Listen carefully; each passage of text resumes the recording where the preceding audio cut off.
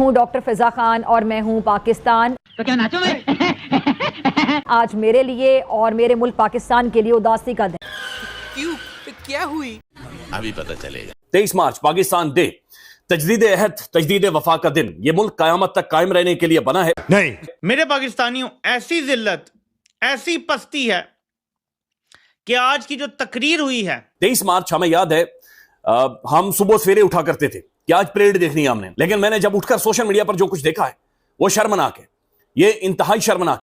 ख्वातीन और हजरात, पाकिस्तान का मकसद एक ऐसा मजबूत और जदीद इस्लामी फलाई मुमलकत है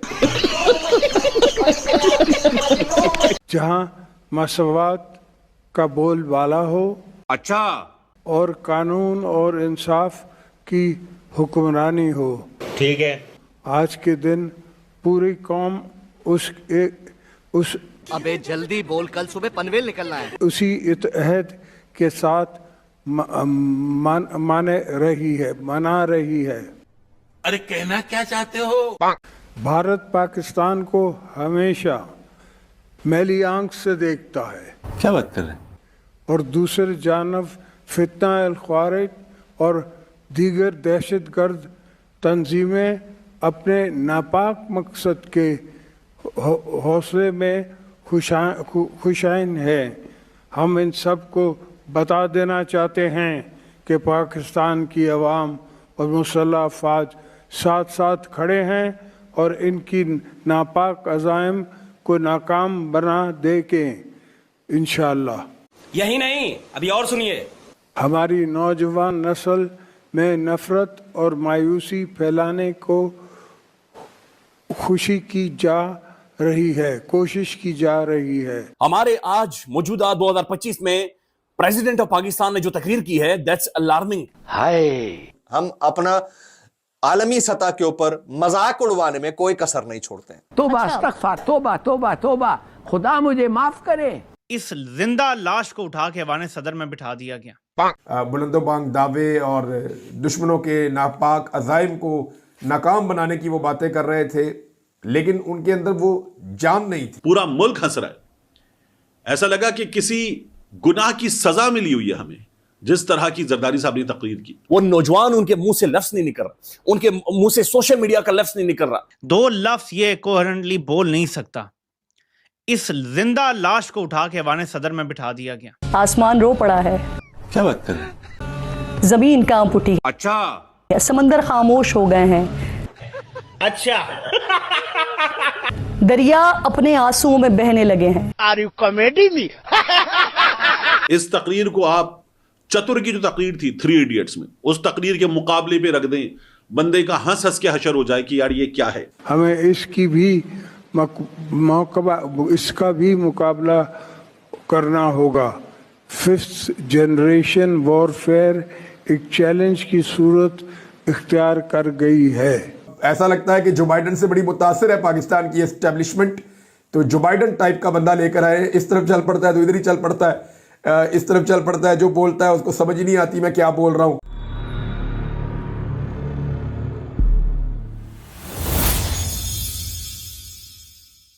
हेलो फ्रेंड्स, जय हिंद। क्रिकसेल हिंदुस्तान में आपका स्वागत है। दोस्तों, कल योम पाकिस्तान यानी पाकिस्तान डे था। यह दिन पाकिस्तान के लिए बहुत खास माना जाता है क्योंकि जिस देश को इन्हें भीख में मिला था, उसी भीख को ये लोग हर साल गर्व से सेलिब्रेट करते हैं। वैसे भारत में कोई भारत डे या इंडिया डे जैसा कुछ नहीं होता, लेकिन पता नहीं क्यों पाकिस्तान वाले अपने इस भीख में मिले देश के लिए अलग से एक दिन मना लेते हैं। इस दिन पूरे पाकिस्तान में नेशनल हॉलिडे भी रखा जाता है और शायद यही वजह है कि इंटरनेशनल स्तर पर बार बार बेइज्जती के बावजूद यह देश हैप्पीनेस इंडेक्स में भारत से ऊपर निकल जाता है। अब बात करते हैं पाकिस्तान की रोज रोज होने वाली बेइज्जती की। शायद ही कोई दिन ऐसा गुजरता होगा जब पाकिस्तान की कहीं न कहीं किसी न किसी मोर्चे पर थू थू न हो रही हो। और जाहिर है योम पाकिस्तान के दिन भी इनकी बेइज्जती का सिलसिला जारी रहा। कल पाकिस्तान के प्रेसिडेंट आरिफ अली जरदारी ने जब स्पीच देना शुरू किया तो बीच बीच में लड़खड़ाने लगा, लेकिन मजे की बात यह थी कि उनकी आर्मी पीछे बैठकर ऐसे तालियां बजा रही थी जैसे कोई साइंटिस्ट पाकिस्तान आकर स्पीच दे रहा हो। इनके प्रेसिडेंट की यह शर्मनाक वीडियो अब पूरे सोशल मीडिया पर वायरल हो चुकी है और खुद पाकिस्तानी ही जमकर मजाक उड़ा रहे हैं। एक तरफ इनका देश कर्ज में डूबा पड़ा है, महंगाई से जनता तड़प रही है, और दूसरी तरफ इनके नेता ऐसी कॉमेडी कर रहे हैं कि पूरी दुनिया हंस रही है। तो चलिए पाक मीडिया का रिएक्शन देखते हैं। अगर चैनल पर नए हैं तो प्लीज चैनल को सब्सक्राइब कर ले, वीडियो को लाइक शेयर कर दे और कमेंट सेक्शन में अपनी राय जरूर लिखे। 23 मार्च पाकिस्तान डे, तजदीद अहद, तजदीद वफा का दिन। ये मुल्क कयामत तक कायम रहने के लिए बना है, लेकिन मैंने जब उठकर सोशल मीडिया पर जो कुछ देखा है वो शर्मनाक है। ये इंतहाई शर्मनाक है। हमारे आज मौजूदा 2025 में प्रेसिडेंट ऑफ पाकिस्तान ने जो तकरीर की है, दैट्स अलार्मिंग कि हम फारिग हो चुके हैं। हम मेंटली, जो हमारी क्रिकेट टीम ने आज किया है न्यूजीलैंड के सामने और दुनिया कह रही आउटडेटेड हो गई, हमारा प्रेसिडेंट भी आउटडेटेड हो गया। नो डिसरेस्पेक्ट जी, बिल्कुल जरदारी साहब की बड़ी इज्जत है, उनके उम्र के उस हिस्से में बड़ा एहतराम भी है, लेकिन he is unfit to be the president of the state. वो हमने जाहिर पॉलिटिकल साइंस के अंदर ये पढ़ा है कि जो प्रेसिडेंट होगा, पाकिस्तान एक फेडरेशन है और इसका जो प्रेसिडेंट होगा वो फेडरेशन की एक सिंबल होगी, एक अलामत होगा। ये supreme commander of armed forces होगा, यानी पाकिस्तान के जो मुसल्लह अफवाज हैं ये उनका सरबराह होगा। उनके पीछे बैठे हुए हैं, साथ बैठे हुए हैं जनाब army chief general Syed Asim Munir साहब, सामने बैठे हुए फौजी जनरल्स। तो ये supreme commander of armed forces हमारा सामने खड़ा है और उसे सबने मिलकर सलूट मारा है। सबको पता है he is unfit to be the president of Pakistan. जो उन्होंने तकरीर किया मैं आपको सुनवाऊंगा, आप खुद हैरान रह जाएंगे। जरदारी साहब, ये बड़ा जुल्म हुआ है, ये बड़ी ज्यादती हुई है पाकिस्तान। फिर उसके बाद जो रियासती तमखे दिए गए हैं, रियासती तमखे, मैं एहतजाज करता हूं कि अल्लाह दी पेप्सी को तमगा क्यों नहीं दिया गया, और ऐसे ऐसे साफियों को, ऐसे ऐसे लोगों को जो एक खास मखसूस किस्म का बयानिया, मखसूस किस्म की सोच लेकर आते हैं। यानी साफ नजर आ रहा है आपने सिर नवाजा उन्हें। Very alarming. बहरहाल जरदारी साहब की जो तकरीर थी उसने पाकिस्तान के सोशल मीडिया पर एक बवाल बर्पा किया और वो ठीक बर्पा किया हुआ है। ये कैसे मुमकिन है? यानी ये सदर साहब आगे का लाएमल बता रहे हैं, सदर साहब बता रहे हैं, बल्कि इस दिन की अहमियत का जो फेस है वो प्रेसिडेंट ऑफ पाकिस्तान, सदर साहब वहां पर बैठकर ये बता रहे हैं कि जनाब ये मुल्क किस तरह से आगे बढ़ेगा, हमारी फॉरेन पॉलिसी क्या होगी, हमारे नौजवान किधर जाएंगे। लेकिन वो ना तो उनके मुंह से नौजवान वो ममलिकत नहीं कह पा, वो नौजवान उनके मुंह से लफ्ज नहीं निकल रहा, उनके मुंह से सोशल मीडिया का लफ्ज नहीं निकल रहा, उनके मुंह से मुसल्लह अफवाज के सरबराहान का नाम नहीं निकल रहा, पाक फौज का नाम उनके मुंह से ठीक से नहीं निकल रहा। देखिए सच्ची बात यह कि जरदारी साहब उम्र के इस हिस्से में, इस उम्र में बंदा ठीक नहीं रहता। यानी मैं भी इस उम्र में पहुंचूंगा, मेरे वालिद साहब भी इसी उम्र में है, बंदा ठीक नहीं होता, फिजिकली आप डिटेरियोरेट कर जाते हैं। आपको बाथरूम जाने के लिए एक बंदे की जरूरत होती है। आप जिस दिन अगर बाथरूम जाकर ठीक से रिलैक्स होकर आ जाएं तो आप शुक्र अदा करते हैं अल्लाह ताला का, आप फिट नहीं होते। बल्कि मैं देख रहा था अफ्रीका के एक मुल्क के अंदर बाकायदा प्रेसिडेंट साहब खड़े हुए, उनकी शलवार गिली हो गई थी, उनकी पतलून गिली हो गई थी वहां पर। ये वीडियोस मौजूद हैं लिटरली। यानी हमारे मोहल्ले में तो ये होता है कि इस उम्र में जो हमारे जो बुजुर्गान हैं, जब वो रात को सोते हैं तो एक सियाना बंदा रात को उठकर उन्हें चेक करता रहता है, ये ऐसे करके नाक के आगे के ठीक ठाक सांस चल रही है नहीं चल रही। वो सोए हुए होते हैं, वो ब्लड प्रेशर चेक कर रहा होता है कि कहीं आगे पीछे ना हो जाए। और हमने जरदारी साहब को प्रेसिडेंट बना दिया है। अब जो असदुल्ला खान साहब, मैं उनका व्लॉग देख रहा था, वो कहते हैं ये फार्मूला मौजूद था कि हमने जरदारी साहब को प्राइम मिनिस्टर बनाना है। यार कमाल है। वैसे ये जो बनाता है, यानी ये जो गूंजता है, ये आटा गूंदता है, जो फार्मूला देता है, कम से कम यानी वो सोचता तो होगा, वो डिस्कशन तो होती होगी, किसी टेबल पर बैठा होगा बंदा, कोई पेपर पेन हुई होगी, कोई फाइल हुई होगी कि हमने इन्हें सदर बनाना है, हमने इन्हें प्राइम मिनिस्टर बनाना है, ये पाकिस्तान के लिए जाएंगे। और इमेजिन करें, तकरीर सुनते हुए मैं सोच रहा था, जरदारी साहब चाइना गए थे, चाइना जो जिसने अमेरिका की धज्जियां उड़ा दी हैं, चाइना जो इस वक्त दुनिया में एक रियलिटी और जो एस्टेब्लिश रियलिटी, चाइना जिसकी तरफ हम देख रहे हैं, और चाइना जो हमारा एक आप कह सकते हैं कि कला है और एक बड़ा तगड़ा, उसके ऊपर हम रिलाय करते हैं। चाइना जरदारी साहब गए और वहां के टेलीविजन को भी इंटरव्यू दिया। That's very sad.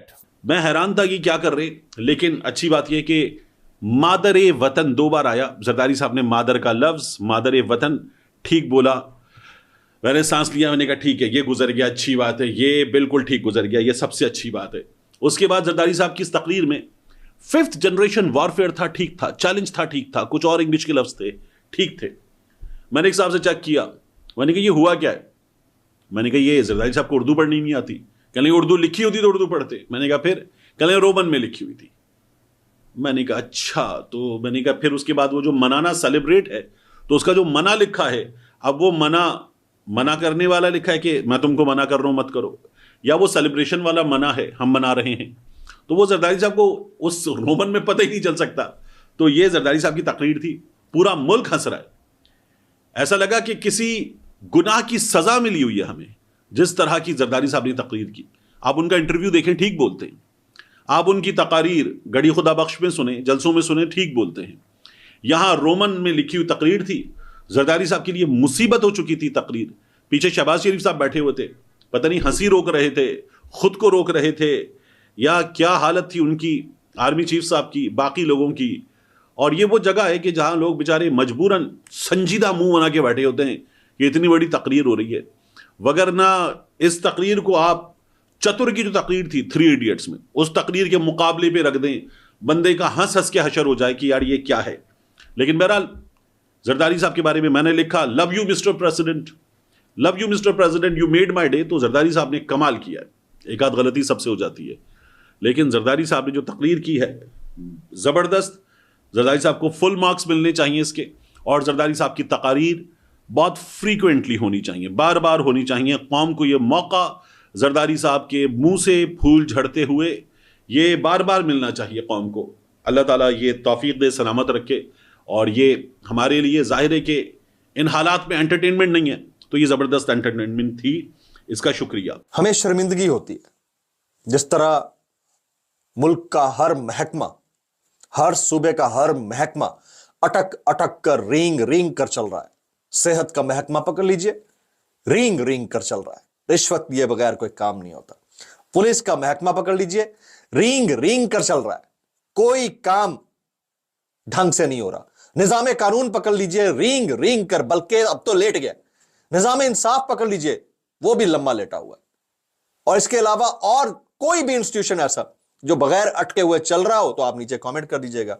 और आज सदर मुमलिकत ने उसकी बाकायदा रिप्रेजेंटेशन, उनकी तबीयत नासाज होगी, मैं मानता हूं उनकी तबीयत नासाज होगी, अल्लाह ताला उनकी तबीयत बेहतर करे, वो जल्द सेहतयाब हो जाए, बड़ी अच्छी बात है, सेहतयाब होंगे और ज्यादा बेहतर तरीके से काम कर सकेंगे। लेकिन क्या ही इतनी उजलत या मजबूरी है कि जब आपको पता है कि ये वाली हालत है तो आप इंटरनेशनली अपना इमेज इतना खराब क्यों करते हैं? अगेन मैं यही कहूंगा कि नो डिसरेस्पेक्ट, लेकिन जरदारी साहब अनफिट है प्रेसिडेंट की पोस्ट के लिए। बाकी अपने नवासों के साथ जो उनकी तस्वीरें आती हैं वो बहुत क्यूट है, वो बहुत लविंग, बहुत स्वीट है, वो अपने बच्चे इन्होंने उठाए, वो इनका काम यही है। अभी नवासों को खिलाएं, उन्हें झूठी सच्ची कहानियां सुनाएं, उन्हें ऐसे ऐसे किस्से सुनाएं जो वही नहीं, मैं ऐ कर देता सी, मैं वो कर देता सी, लिटरली किस्से सुनाएं। But supreme commander of arm forces, federation की अलामत, रियासत पाकिस्तान सरबरा, उसका सरबरा 25 करोड़ अवामी, मेरा सरबरा, ये नहीं हो सकता। मेरे पाकिस्तानियों, ऐसी जिल्लत, ऐसी पस्ती है कि आज की जो तकरीर हुई है योम पाकिस्तान परेड की, ये क्लिप आप सुने थोड़ा सा, बिल्कुल शॉर्ट से। मैं को पूरी तकरीर सुना के आपका दिमाग खराब नहीं करूंगा, आपको पता चले कि फौज कैसे डफर्स को, मकबूतुल हवास लोगों को ऊपर बिठाती है और फिर एक बयानिया बनाती है कि यार सियासतदान तो हैं ही नाअहल, सियासतदान तो हैं ही बुरे, सियासतदान तो हैं ही किसी काबिल नहीं, तो हमें मजबूरन मुल्क चलाना पड़ता है। 2 लफ्ज ये बंदा रब्त के साथ बोल नहीं सकता।